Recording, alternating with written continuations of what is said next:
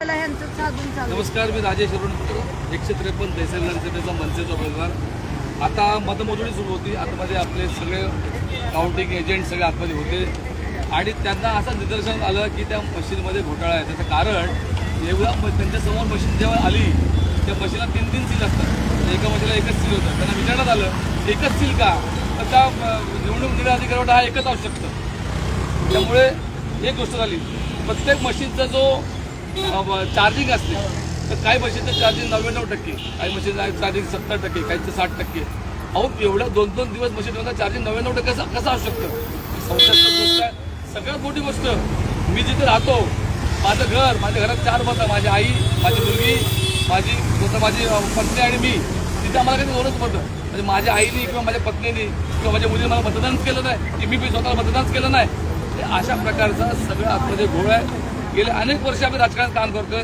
या मतदारसंघामध्ये प्रत्येक माणूस सांगतोय की आम्हाला बदल हवा आहे. आम्ही जो विद्यमान आमदारांना कंटाळलोय ते आम्हाला नको आहे, आम्हाला बदल करायचा आहे. पण मतदान गेलं कुठे? प्रत्येक यादीमध्ये 2-2, 3-3, 9-9, 10 मतं फक्त. आणि आमचे कार्यकर्ते त्यांची घातली मतं नाही मिळाली, असा घोळ आहे. मी ज्या काउंटिंगमध्ये ते भटकले एजंट होते त्यांना मी सांगतो की आपण आपलं मत मांडा. इलेक्शन्स बंद करून टाका. अतिशय संताप आलेले, बंद करा इलेक्शन्स. दरवर्षी हे होणार असेल ना तर अजिबात गरज नाही. मागच्या 5 वर्षापूर्वी आमच्या 8 मशीन्स फ्रॉड निघालेले.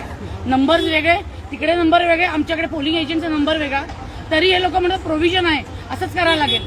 आता ऑब्जेक्शन घेतलं तर ते IAS officer is not ready to listen at all. साहेब, जर या गोष्टी होणार असेल ना तर ह्या लोकांना दरवेळ वेळ लागत असेल. किती तुमचाही वेळ जातो, आमचाही वेळ जातो. पक्षाचा इझी घ्यायला लागलेत आपल्या पक्षाला. हे नाही चालणार अजिबात. खूप इझी घ्यायला लागलेत. मग इलेक्शन कॅन्सल करा. त्या गणपत पटेल नगरमध्ये जिथे अजिबात कामं झालेली नाही तिथे लीड येतो. 3 नंबर वॉर्डमध्ये जनकल्याणमध्ये तिथे मनीषाताईंना अजिबात येऊन दिलं नाही, प्रचाराला येऊन दिलं ना. आम्ही प्रचार करून देणार नाही. त्या वॉर्डमध्ये त्यांना लीड मिळतो. कसा मिळतो? उमेदवाराला 3 उमेदवाराच्या 163 मध्ये 2च मतदान का? आई बहिणीची, बायकोची, घरातल्या आजूबाजूच्या लोकांची मतं नाही मिळाली. 30 वर्ष राजकारणात म्हणजे एका वर्षाला 1 मत. हेच केलंय. हेच होणार असेल तर कशाला इलेक्शन करताय? आमचे टॅक्सचे पैसे घालवायचे. आम्हाला धड रस्ते द्यायचे नाही, काही द्यायचं नाही. ते हिशोब इलेक्शन एक्सपेंडिचर कार्यालयात त्यांचे कन्सेप्ट क्लिअर नाहीत अजिबात. आज एक रूल लावतात, दुसरा रूल लावतात. यांचं इलेक्शन कमिशन प्रॉपर ट्रेनिंग नाही आहे ना अजिबात. पोलिसांचा गैरवापर करतात हे लोक. IAS ऑफिसर खूप डॉमिनेटिंग आहे आणि I don't think she should be on the table.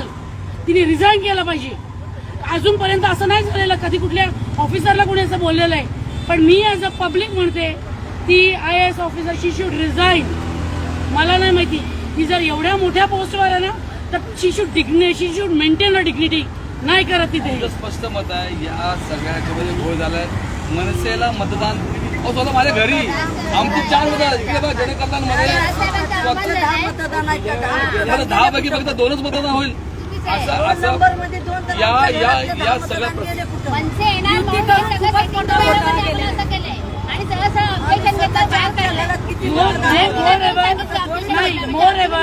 हे लोक 4-4 पक्ष, 3-3 पक्ष एकत्र येऊन लढतात. अरे हिंमत असेल तर आमची एकट्याने लढा ना. मग दाखवतो तुम्हाला आमची काय ताकद आहे ती.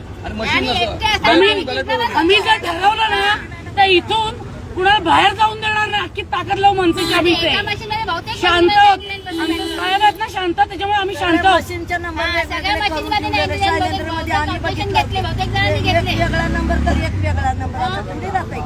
अतिशय लोकशाहीला कलंक आहे आणि आम्हाला दुर्दैवी वाटतं जिथे आम्ही राहतो त्या ठिकाणी 2-2, 6-6 मतं. मला वाटतं हे एक्सप्लेन जर केलं तर बरोबर. PPHS चला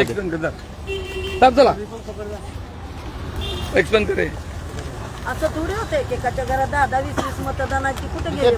PPHS शाळा आहे तिथे आमचं महाराष्ट्र नवनिर्माण सेनाचे कार्यालय. तिथे फक्त 5 मतं. लोक स्वतः बोलले यावर्षी की आम्ही मनसेला दिलेलं मतं. मग तिथे फक्त 5च करून आम्हाला सांगलं. जनकल्याण नगरमध्ये मनीषा चौधरीला काय कॅम्पेन करायला नाही दिले. तिथे फक्त लीड कसं काय येतात त्यांचं. आणि अख्ख्या शिवसेने लोकांनी पण मनसेला मतदान केलं. ते मतं गेले कुठे? आणि यांच्याकडे काय रेस केलं तर डायरेक्टली बोलतात तुम्ही गप्प बसा, आम्ही बरोबर टोटल तुम्ही मॅच करा, बरोबर आहे. हे कुठेतरी आम्हाला जस्टिस पाहिजे. हे असं होत असेल तर काही यूज नाहीये. एक मिनिट. माझं ना आव्हान आहे, सोशल मीडियामध्ये खूप पॉवर आहे. जेवढी पॉवर आज प्रेसमध्ये, प्रिंट मीडियामध्ये, इलेक्ट्रॉनिक मीडियामध्ये पण नाही, ती पॉवर सोशल मीडियामध्ये. Let the people know what is going on here, what is going on with the democracy of India. Let the people know now. Okay. एजंटला कसं माहिती की आम्हाला एवढेच मिळणार आहेत करून, म्हणजे सेटिंग होतं कोणाला माहिती की आम्हाला एवढं मिळणार आहे. आधीपासूनच सांगतात आम्हाला एवढी मतं मिळणार आहेत करून. आधीपासूनच सेकंड राऊंडला त्यांनी सांगितलं 6,000 लीडने पुढे, 10,000 लीडने पुढे. कसं काय लीड पुढे त्यांना, लीड त्यांची कशी काय पुढे? आणि स्वतःहून पण आम्हाला 450 मिळणार, आम्हाला 300 मिळणार, आम्हाला 200. भाजपचे एजंट स्वतःच सांगतात की लीड पुढे, 10,000 लीड पुढे. कसं काय? आम्ही काय काय मेहनत केलं, किती किती अतिशय दुर्दैवी लोकशाहीला कलंक आहे. त्यामुळे आम्ही सगळ्यांनी रेकॉर्ड केलेलं आहे. तर मी स्वतःच सांगितलं की तिथे बसून का उपयोग नाही, आम्हाला जेलमध्ये टाकण्याची भाषा करतात. त्यापेक्षा म्हटलं आपण बाहेर पडूया. आणि जे घडलंय सगळं ते चुकीचं आहे, लोकशाहीला कलंक आहे. त्यामुळे आम्ही या फेसबुकच्या माध्यमातून पुढे आलो. त्याचं कारण की लोकांना कळू द्या की नेमकं काय घडतंय आतमध्ये ते. त्यामुळे नमस्कार, जय हिंद, जय महाराष्ट्र.